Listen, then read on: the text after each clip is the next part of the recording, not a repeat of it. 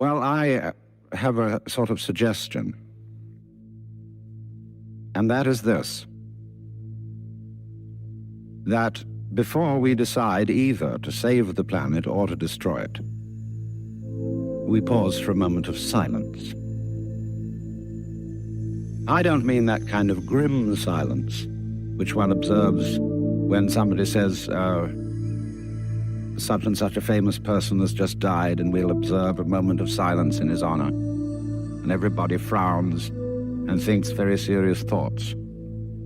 That's not silence at all. I mean real silence, in which we stop thinking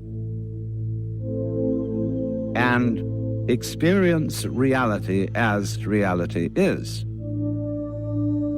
Because after all, if I talk all the time, I can't hear what anyone else has to say. And if I think all the time, and by that I mean specifically talking to yourself subvocally inside your skull, if I think all the time, I have nothing to think about except thoughts.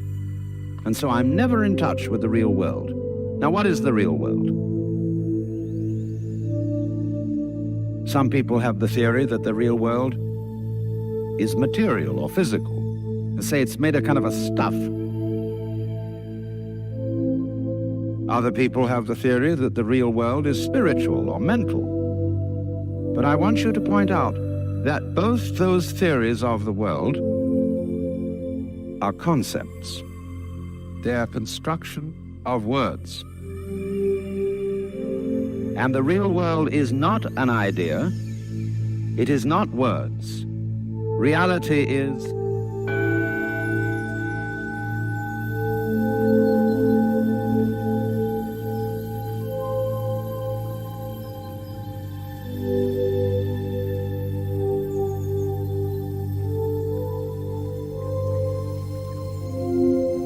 you'll find, therefore, that if you get with reality, all sorts of illusions disappear. And I will mention several illusions that have not this kind of existence.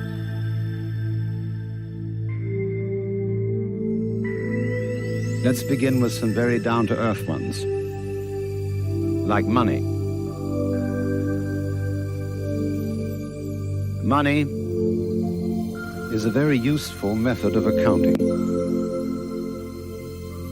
It is a measure of wealth, in the same way as inches are measures of length and grams measures of weight. You cannot eat money. You could have a fantastic quantity of dollar bills and stock certificates on a desert island, and they would be useless to you. What you would need would be food and animals and companions. Money simply represents wealth in rather the same way that the menu represents the dinner.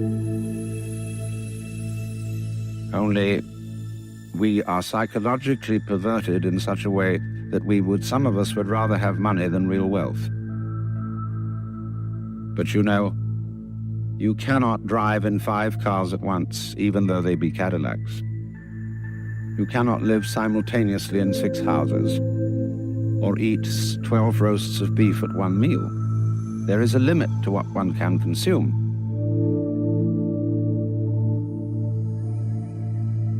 So that's one of the sort of confusions I'm talking about. I once talked to a woman who came to me and said she was afraid of death. And we went into it in a long conversation. I said, "What are you really afraid of?" And she thought it over, and he said, "Do you know, what I'm going to be afraid of is what other people are going to say. They're going to say, 'Poor old Gert, she couldn't last it through.'" Because you see, who you think you are is entirely dependent on who people have told you you are. You're not that. Then another thing that bothers us is time. But most people nowadays say, I have no time. Of course you don't. Because you are not aware of the present. You know, the present is represented on your watch by a hairline that is as thin as possible as is consistent with visibility. And so everybody thinks the present is, instead of,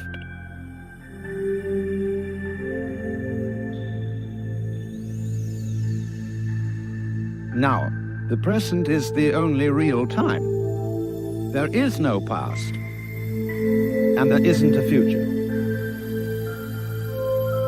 And there never will be.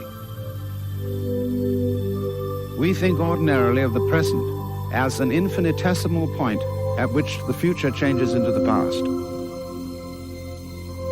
And we also do a terrible thing. We imagine ourselves to be results of the past. And we're always passing the buck over our shoulders, like when God approached Adam in the Garden of Eden and said, "Hast thou eaten of the fruit of the tree whereof I told thee thou shouldst not eat?" And Adam said, "This woman thou gavest me, she tempted me, and I did eat." And God looked at Eve and said, "Hast thou eaten of the fruit of the tree whereof I told thee thou shouldst not eat?" And she said, "The serpent beguiled me, and I did eat." And God, out of the corner of his eye, looked at the serpent. The serpent said nothing. So you see, we're always passing the buck. We don't realize that the past is caused by the present, as the wake of a ship flows back from the prow. Now, the wake doesn't drive the ship any more than the tail wags the dog. But we've all got excuses. Oh, my mother had a fit while she was carrying me in the womb. They didn't bring me up right. And then they go to the mother and say, "How is it that you could have been so irresponsible with your children?" And she says, "Well, it was my parents didn't bring me up right either." And so everybody passes the buck. But the truth of the matter is, it all begins here. This is where the creation began. And you're doing it and won't admit it. Because, of course, you're all God in disguise. Jesus found that out, and they crucified him for saying so. Because the Jewish people had a sense of God as the cosmic king, the boss.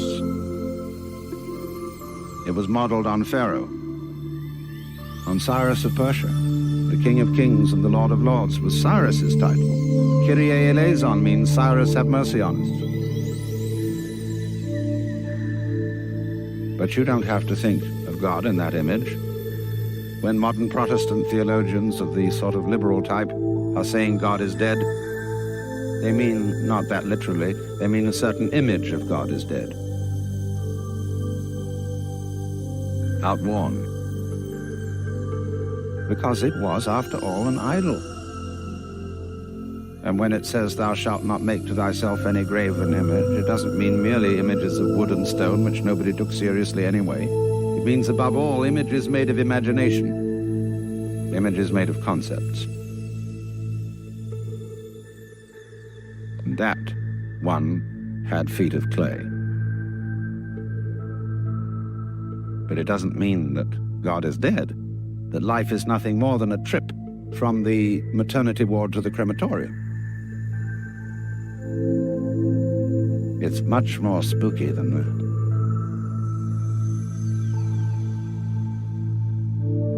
Much more wonderful. But you see, you can't conceive reality. We could say God is reality. But if I call this the sound of a gong, it isn't the same as this. You see? The sound of a gong is a different sound from that sound. The sound of a gong, the sound of a gong, the sound of a gong, the sound of a gong is not.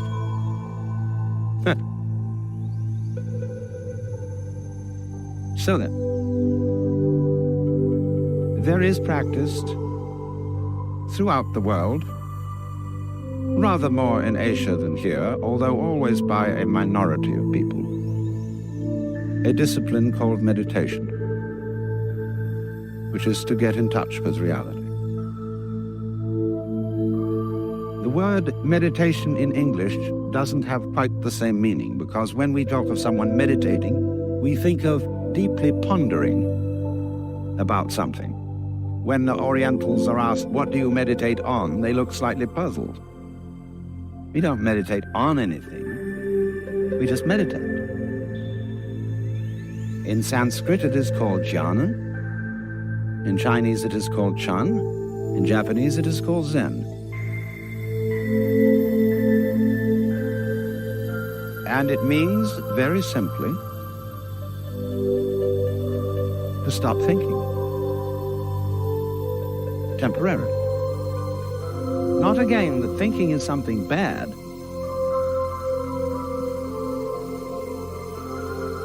But if you don't, you have to stop thinking at certain times.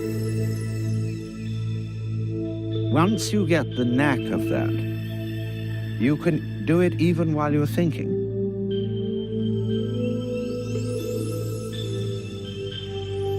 So you can be a scholar and practice meditation. This is not an anti-intellectual point of view. I imagine that most of you here are either in college or college educated. And the foundation of the intellectual life. Good scholarship requires that you meditate.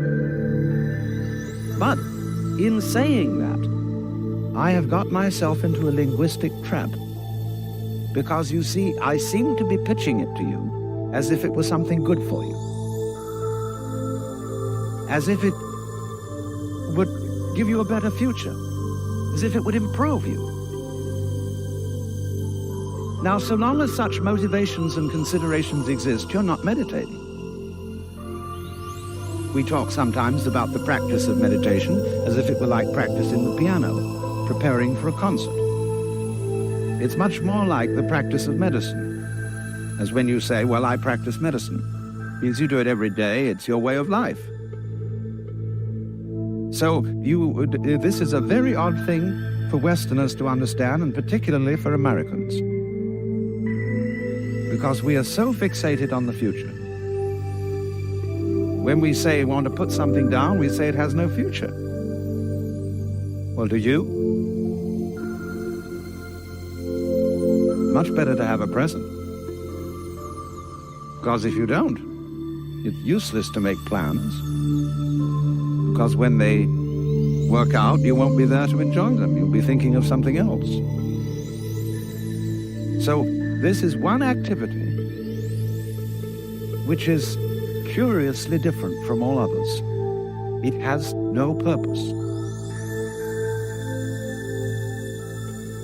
It's rather like music or dancing in that respect. Why do you listen to music? Supposing there would be a culture with no music, would you consider that a high culture? But why do you do it? Well, some people say, well, we go to the concert to improve our minds. Well, if you do it that, you're not listening. As you see, music is peculiar in that it is a marvelous pattern of sounds that doesn't mean anything. There is some inferior music that means something. What we call program music, like the Tchaikovsky 1812 Overture.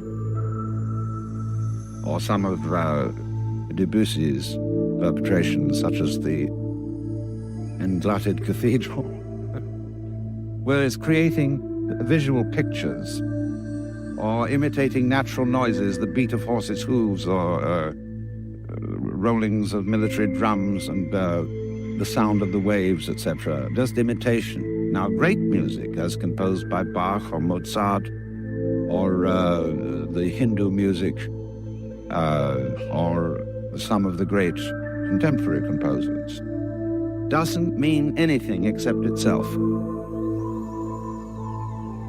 It isn't going anywhere. Otherwise, the fastest orchestras would be considered the best.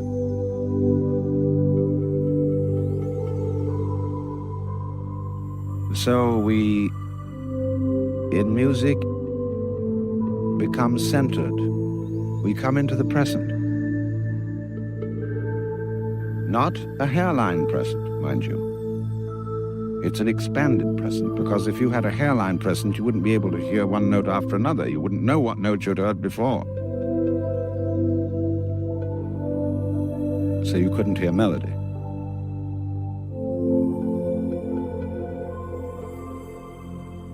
But in this, you are released into reality. That's why it is said that the angels in heaven have harps, and why they circle the throne of God and sing Alleluia, Alleluia, Alleluia, which, although it does mean hail to the Lord, doesn't really mean anything. When you really get swinging with an Alleluia, it's just Alleluia. You don't think of the meaning of it, you see, because you can't think of the meaning of God. What does God mean? What is God useful for? And so in the same way you can ask, what does a tree mean? What does a cloud mean? What does a fern mean? What's it all about? Well, we've got on all kinds of weird theories that the ferns exist in a certain way in order to propagate themselves. Like birds do all this thing in order to lay eggs so more birds come out. And the whole point of that is that there shall be more birds still. This is a purely engineering approach to life.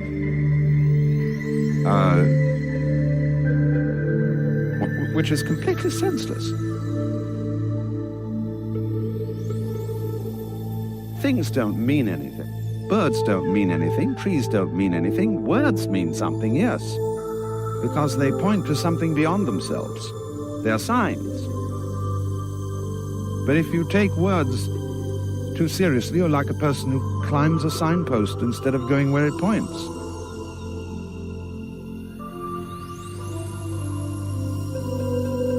And so if you suddenly say, but my life has no meaning, you're identifying yourself with a word. And that's what we do. If I would identify myself with Alan Watts, that would be identifying myself with a concept, with words. A rather complicated mess of words, to be sure.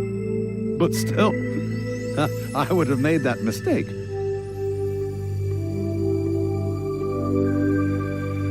So then, it has to be understood about meditation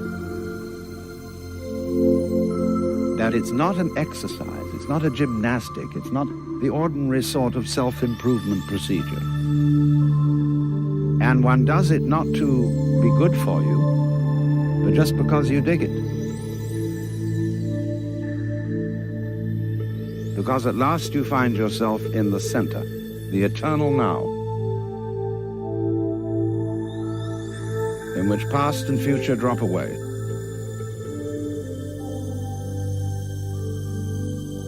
In which divisions created by words drop away. Can you point to the division between my 5 fingers? Can you, in other words, touch the difference between them?